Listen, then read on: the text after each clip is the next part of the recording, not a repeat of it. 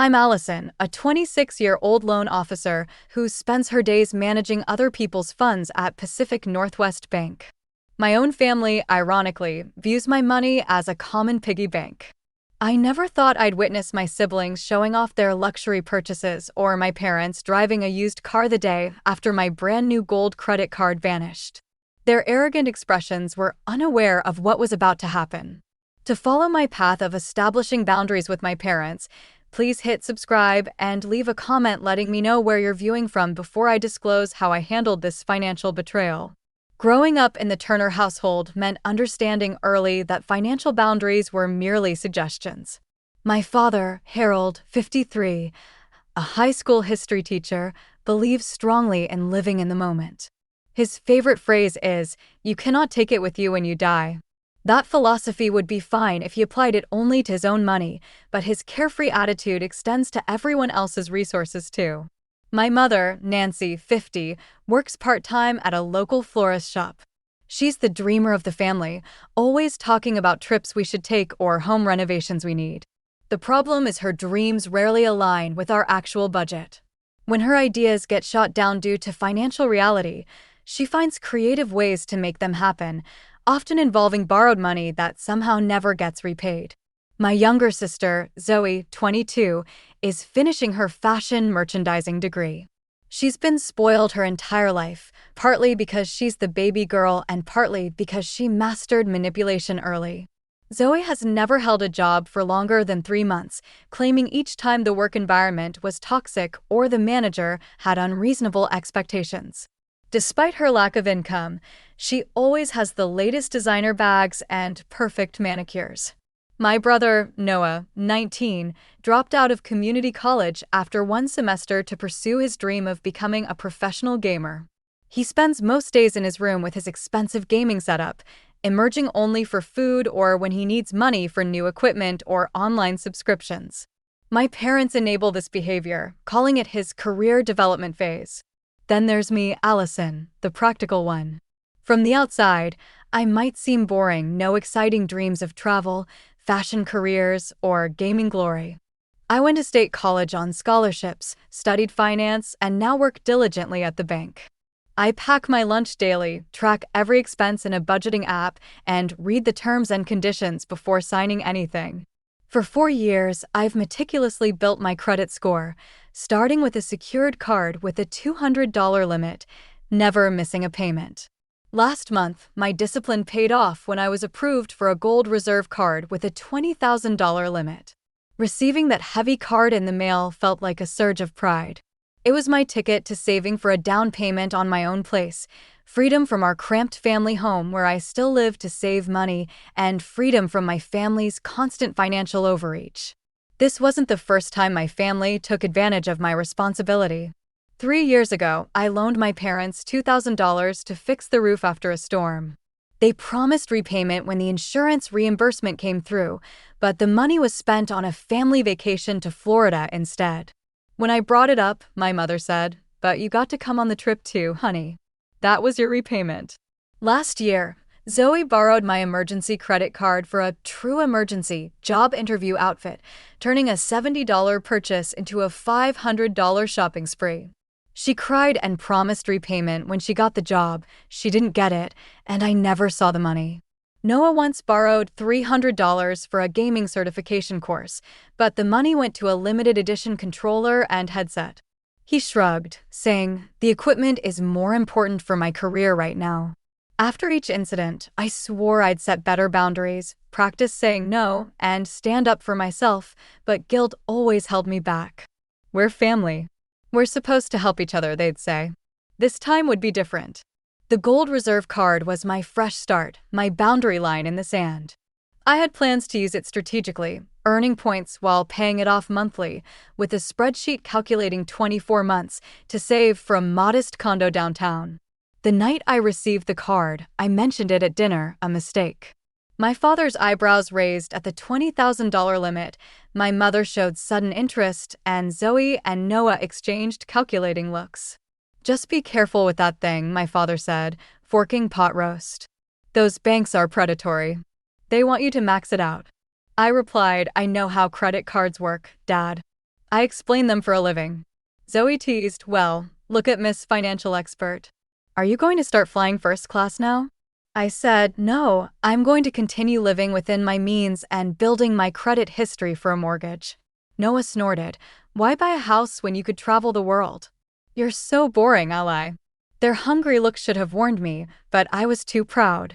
That night, I put the card in my wallet, tucked it into my purse, and hung it on my bedroom door hook, never imagining I'd need more security in my own home.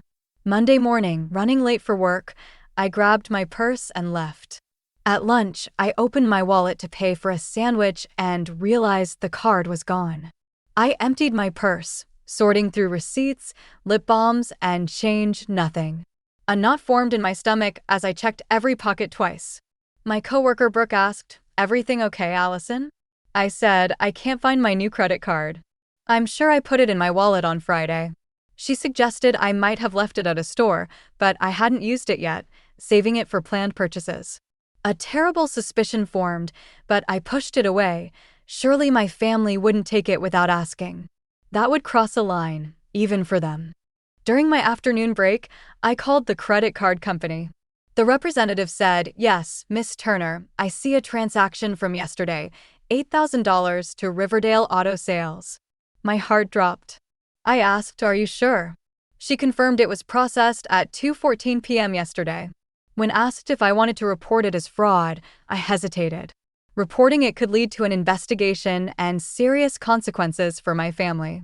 Despite everything, I couldn't bring myself to do that without talking to them first. I said, no, not yet. I need to check something first. I ended the call, mind racing. $8,000 for a car. I remembered my parents mentioning needing to replace Dad's old sedan, but I never imagined they'd use my card. The workday passed in a blur, anxiety turning to anger. How dare they take my card and make such a large purchase without permission? At home, I saw a navy blue Toyota Camry, about 5 years old, parked where my father's rusted Oldsmobile used to be, clean, well-maintained, worth about $8,000. I stormed into the kitchen, where my parents were preparing dinner. Is there something you want to tell me? I asked, voice tight. They exchanged glances. My father said, I guess you noticed the new car. I replied, I noticed the $8,000 charge on my credit card that mysteriously disappeared from my wallet. My mother put down her knife. Honey, we were going to tell you. We needed a reliable car, and your father has a conference in Seattle next week. I said, you took my card without asking and spent $8,000. Do you know how serious that is? My father said defensively, it's not like we stole it. We'll pay you back. It's a temporary loan. I pointed out a loan requires asking permission first.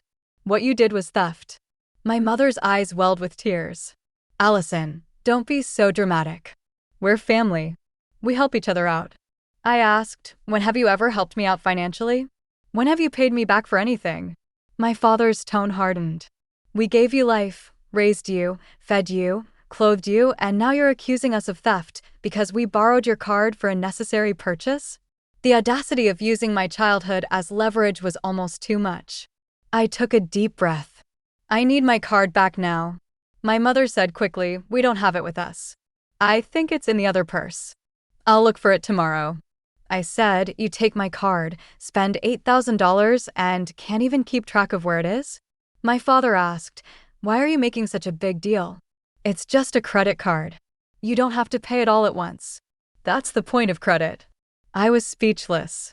Did they not understand credit card debt was real debt with accruing interest that could damage my credit score? I said, I worked hard for that credit line. I had responsible plans. My mother dismissed, oh yes, your condo fund. Honey, you're 26. You should be enjoying life, not obsessing over mortgage rates. I insisted, this is my financial future you're messing with. I expect you to pay this off immediately. My father said soothingly, of course we'll pay it. Just give us a few months. We'll make the minimum payments until we can save up. Minimum payments on $8,000 at 22% interest, they had no clue. I said firmly, I want the card back tonight. We're not done talking about this. I walked out before they could respond, my mind racing with calculations. How much would this set back my plans? How long would it take them to pay, if ever? I felt a deep betrayal. These were the people supposed to teach me responsibility and respect, but they were showing me what not to do. The next morning, I overheard excited voices in the kitchen. My mother said, "It's gorgeous, Zoe. I can't believe you found it on sale." Zoe replied, "The limit is only $1,000, but that's enough for now. I'm going to build my credit like Allison did." I saw Zoe displaying a new Capital One starter card. I said cautiously, "That's great. Just be careful. Credit cards are a big responsibility." She rolled her eyes. "Yes, mom number two. I know how credit works." Her confidence was odd. She'd been rejected for cards before due to no credit history and sporadic employment. I asked, "How did you get approved?" She shrugged. "I guess my application looked better this time." Before I could press, Noah walked in announcing, "Beautiful day for a ride." Outside, a gleaming black and red Kawasaki sport bike sat next to the Camry. He said he got it for $3,000 online. Noah, with no steady job, somehow had $3,000. I checked my credit card account.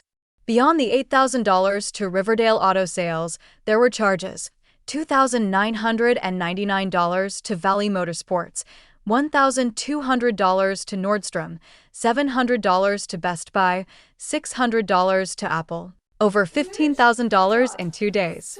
I felt ill. It wasn't just the car, they'd gone on a shopping spree. The motorcycle, Zoe's clothes, Noah's gaming equipment, it was all on my card. At dinner, I laid the statement on the table. Would anyone care to explain this?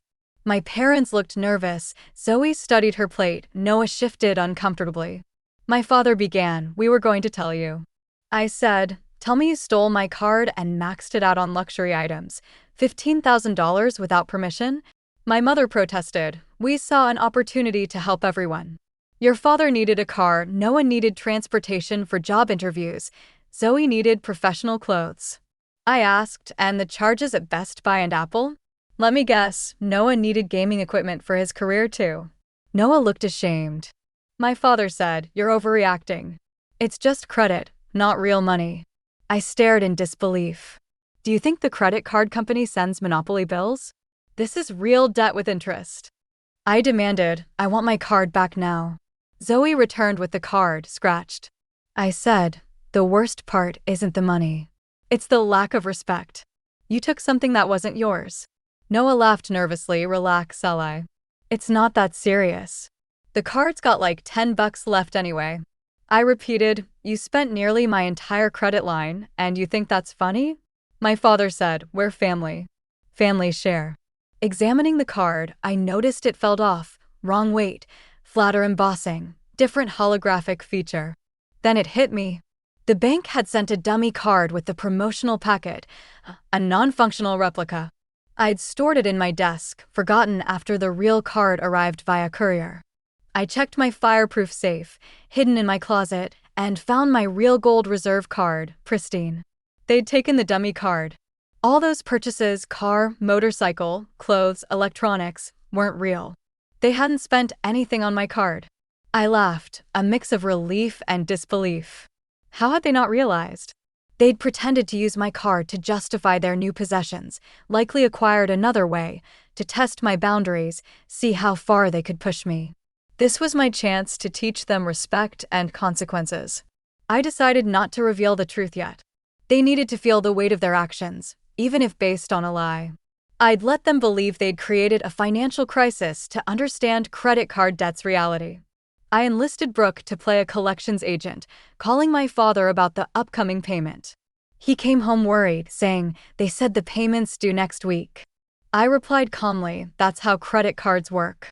You spend the money, then you have to pay it back." "But it's almost $400 for the minimum payment," my father said, his voice strained. "I thought you said it would be $300.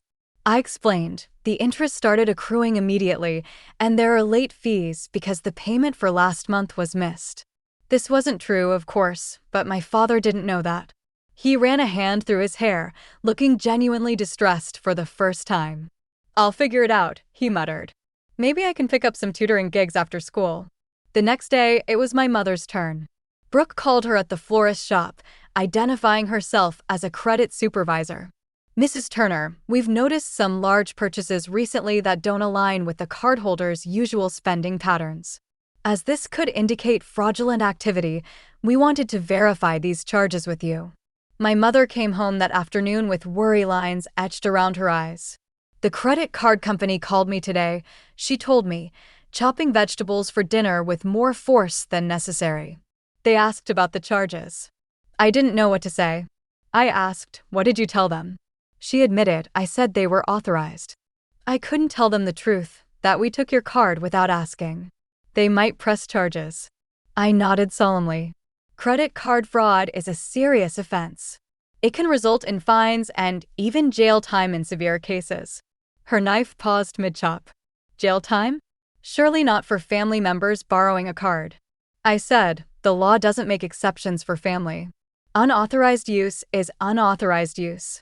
She resumed shopping, but her movements were jerky, anxious. We'll make this right, Allison. I promise. Your father is looking into a weekend job, and I'm going to ask for more hours at the shop. Next came Zoe. I arranged for Brooke to call her while we were having coffee at a cafe, discussing her new wardrobe. Is this Zoe Turner? This is Brooke Williams from the Credit Reporting Agency.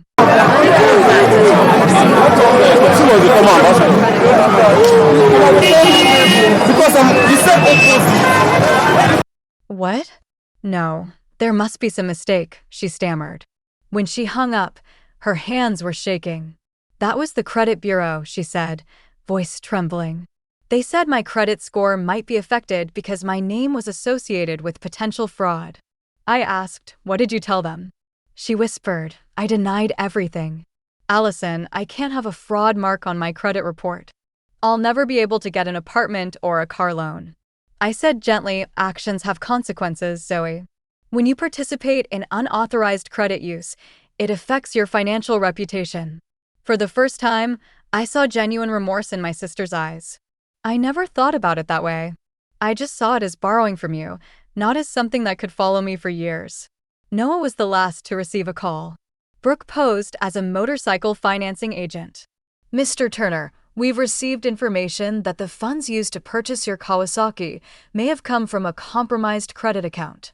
We'll need to verify the legitimacy of this transaction within 48 hours, or we may be forced to repossess the vehicle.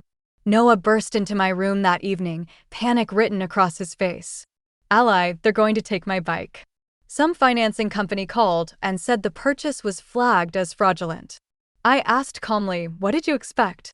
You used someone else's credit card without permission. That's fraud. He said, but it's your card. You're not going to press charges against your own brother, are you? I looked at him steadily. I didn't make the purchase, Noah. As far as the credit card company knows, someone stole my card and used it fraudulently.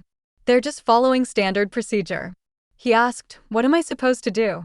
I can't lose that bike. There were tears in his eyes now. The motorcycle, unlike his usual gaming purchases, clearly meant something to him. I suggested, you could get a job and start making legitimate payments on it. Show that you're taking responsibility for your actions. He looked horrified. A job?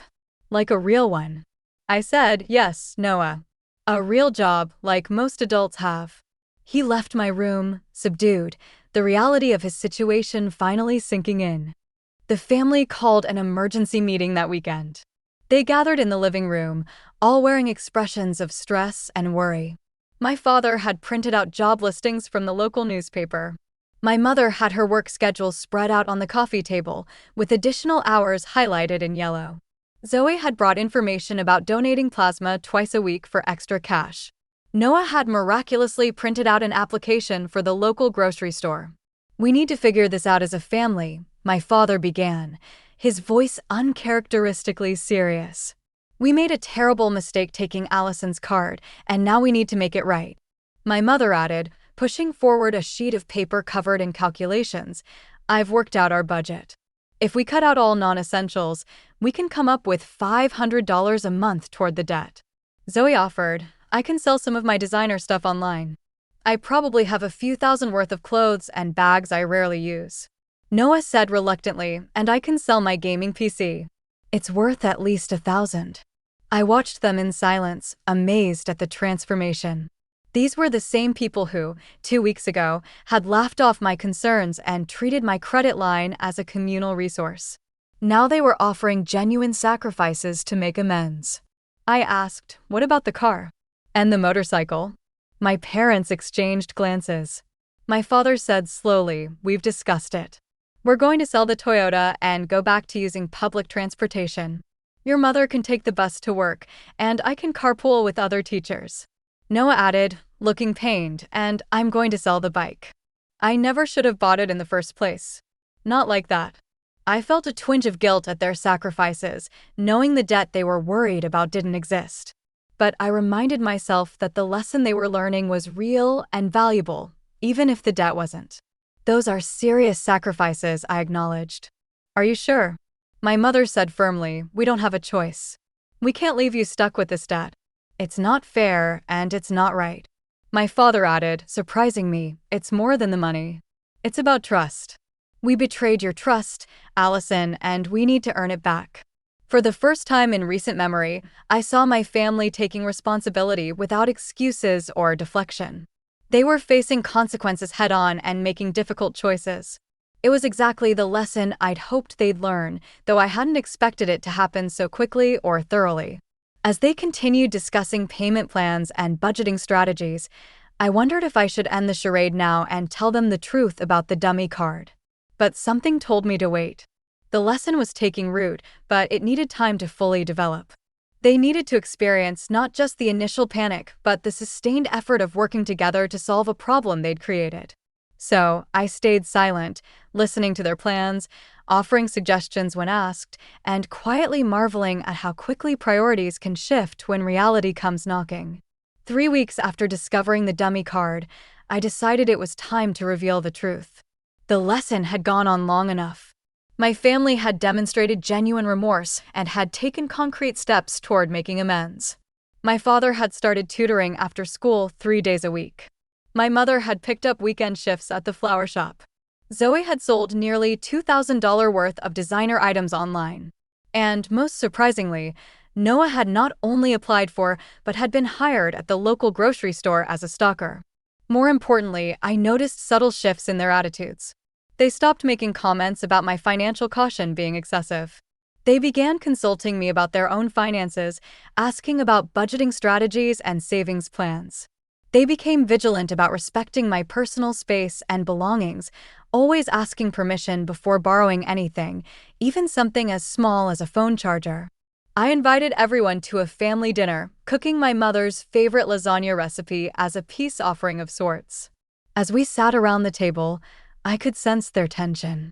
These family dinners had become strategy sessions about debt repayment, not the relaxed affairs they once were. "I have something important to tell you all," I began after we finished eating. "It's about the credit card." They exchanged nervous glances. My father asked, "Is there a problem with the payment plan? We're still working on getting that first payment together." I said, "No, there's no problem with the payment plan because there's no debt to pay." Confused looks passed between them. My mother asked, "What do you mean?" I reached into my purse and pulled out 2 identical-looking gold reserve cards, placing them side by side on the table. "This one," I said, pointing to the card on the left, "is the dummy card that came in my welcome packet. It's the one you took from my wallet. It's not connected to any account and can't be used for purchases." I pointed to the card on the right. "And this is my actual gold reserve card. It's been in my safe the entire time. It's never been used." Silence fell over the table as they processed what I was saying. My father was the first to understand.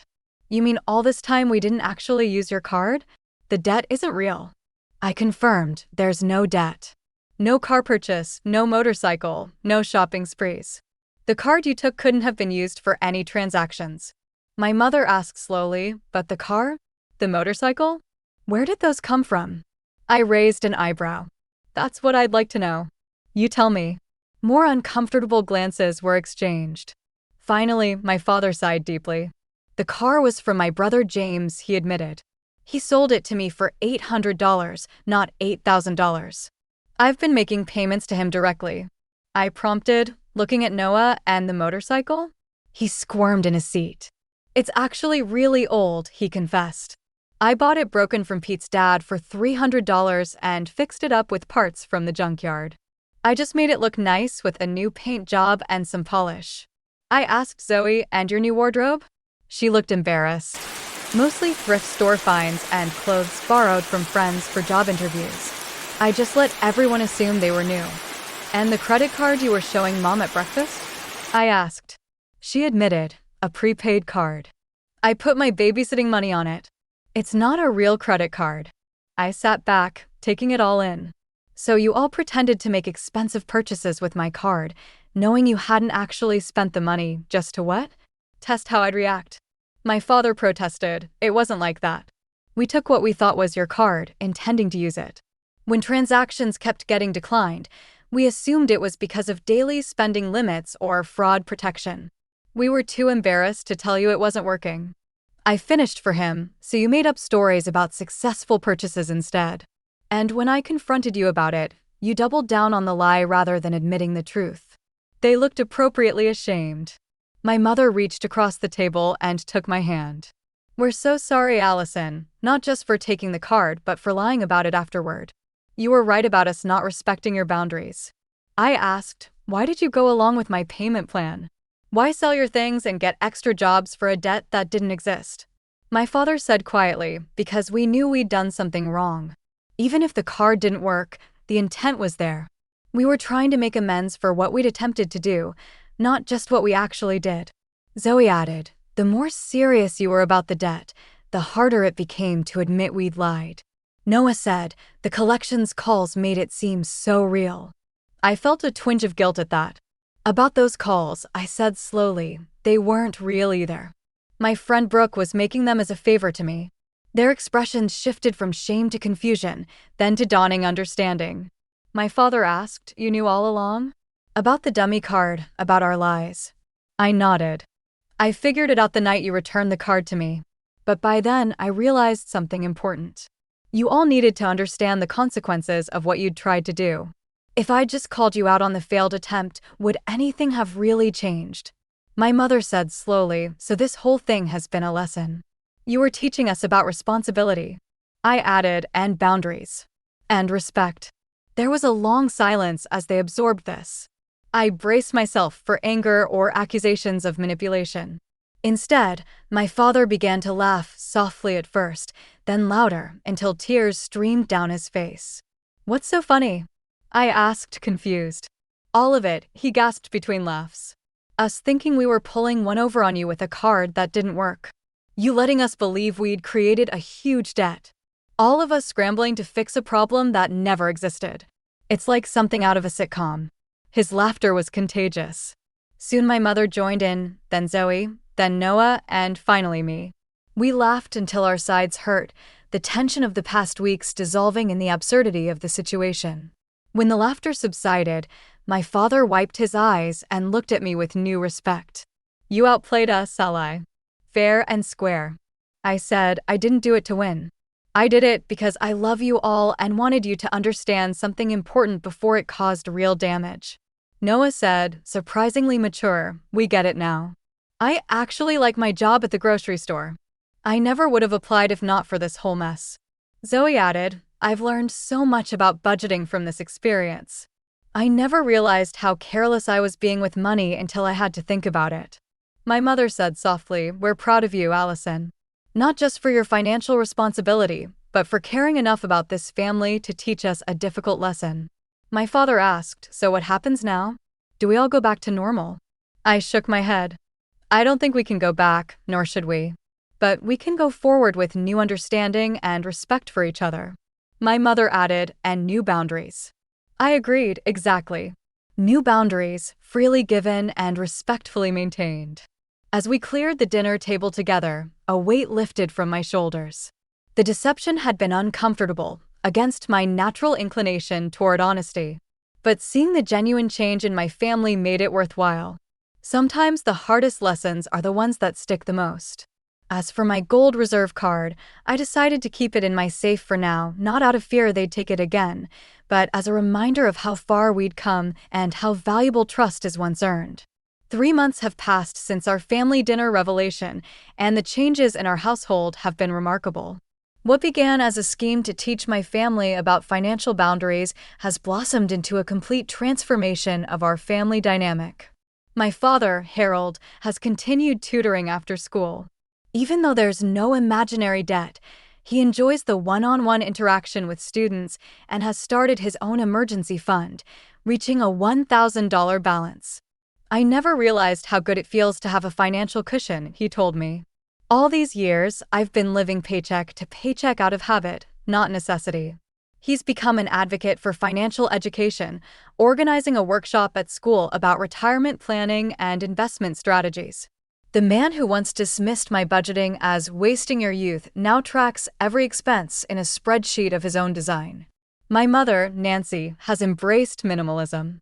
After selling possessions to contribute to the non-existent debt, she found she didn't miss them. She's been decluttering our home, selling or donating items, and using proceeds to take a floral design course to advance her career. I always thought happiness came from acquiring things, she confessed over coffee. But there's freedom in owning less and appreciating what you have more. She's replaced her luxury vacation dream board with a modest, achievable travel plan to the Grand Canyon next summer, fully funded with savings. Zoe has embraced thrift shopping as a creative challenge, starting a small social media following for budget-friendly fashion finds. She's maintained selling and used items online, saving for her first apartment after graduation. I used to think my worth was tied to designer items, she said. Now I realize creativity and financial independence are more valuable. She started a part-time bookkeeping job at a boutique, gaining financial experience.